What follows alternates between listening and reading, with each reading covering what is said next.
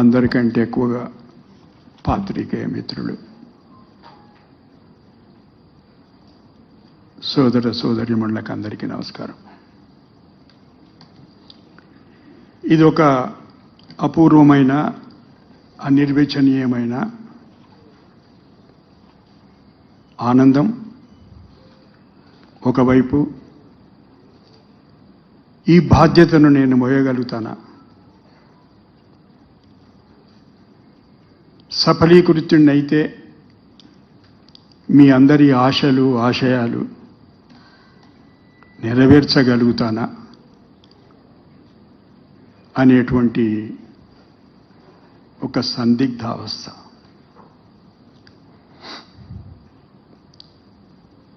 నన్ను ఢిల్లీలో పాత్రికేయ మిత్రులు ప్రతిరోజు ఏదో సందర్భంగా మాట్లాడుతూనే ఉంటాను వాళ్ళతోటి. కానీ నాకు ఒక చిక్కు వచ్చింది. అది ఏమిటంటే, నా ప్రత్యర్థి వారు కనబడరు, మాట్లాడరు, తెలియదు, ఎక్కడున్నారో ఏం చేస్తున్నారో తెలియదు. అంటే అభ్యర్థులు ఇద్దరు మాట్లాడుతుంటే ఒక సంవాదం, ఒక సంభాషణ ఓటర్ మహాశయులకే కాకుండా ప్రజలకు కూడా పరిచయం చేసుకునేటువంటి అవకాశం ఉంటుంది. కానీ నాకెందుకో అవకాశం దక్కలేదు. అయితే నన్ను ఎవరు అడిగినరు, మా అధ్యక్షుడు, ఎంతసేపు నేను మాట్లాడవచ్చు, ఎంతసేపు మాట్లాడవచ్చు? అట్లా చెప్పకండి సార్. అట్లా చెప్పితే ఒకవేళ రేపు నేను అక్కడ కూర్చుంటే మీరు ఎంతసేపు అయినా మాకు సమయం ఏంటంటే కుదరదు. అది మరి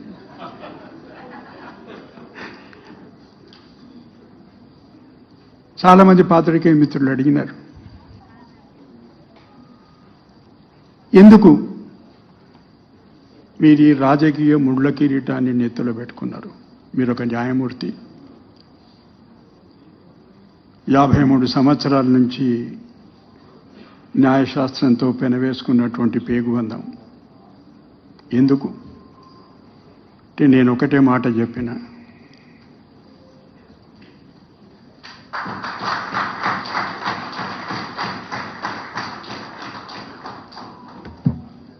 భారత సంవిధానంతో 53 ఏళ్లుగా నా ప్రయాణం కొనసాగుతుంది. ఇది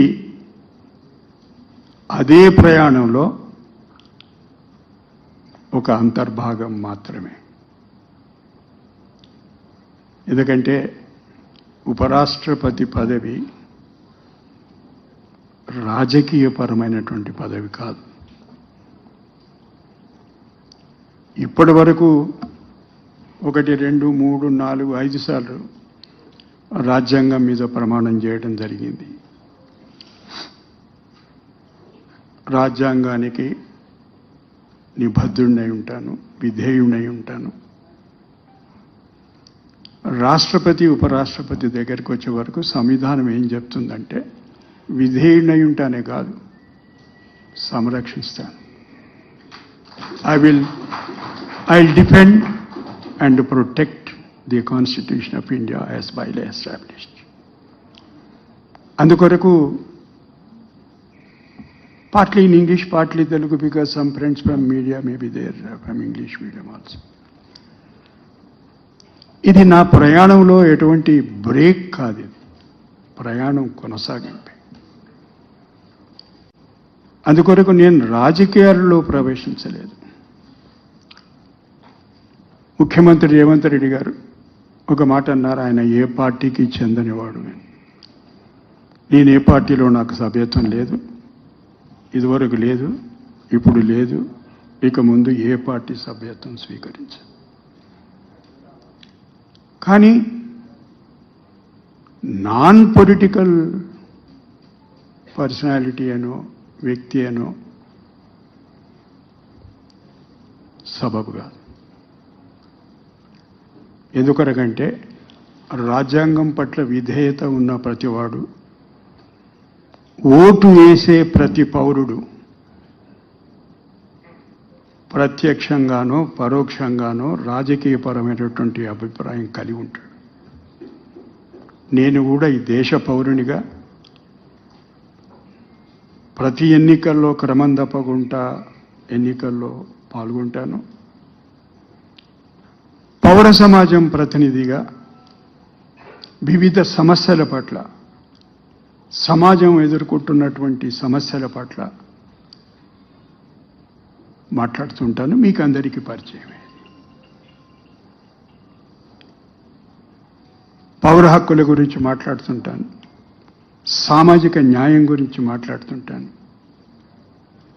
రాజ్యాంగంలో పొందుపరిచినటువంటి ఆదేశిక సూత్రాల గురించి మాట్లాడతాను. నన్ను మొన్న ఎవరు అడిగారు ఢిల్లీలో, ఏమండి ఫలానా ఆయన మిమ్మల్ని ఫలానా అంటున్నాడు కదా. ఆదేశిక సూత్రాలు చదవండి ఒకసారి.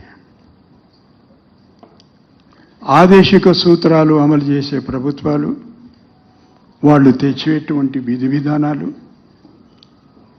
ఒకవేళ అవి అదే సిద్ధాంతం అయితే నేను ఆ సిద్ధాంతానికి చెందినవాడిని. ప్రాథమిక హక్కులతో పాటు ప్రభుత్వాల మీద బాధ్యత ఉంది. ఆదేశిక సూత్రాలు అమలు చేయాల్సింది. ఏమిటది? వనరుల సంపద ఎవరి చేతిలో కేంద్రీకృతం కాకుండా ప్రణాళికలు రచించండి.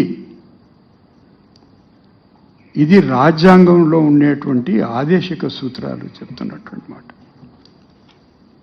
స్త్రీ పురుష సమానత్వం పాటించండి.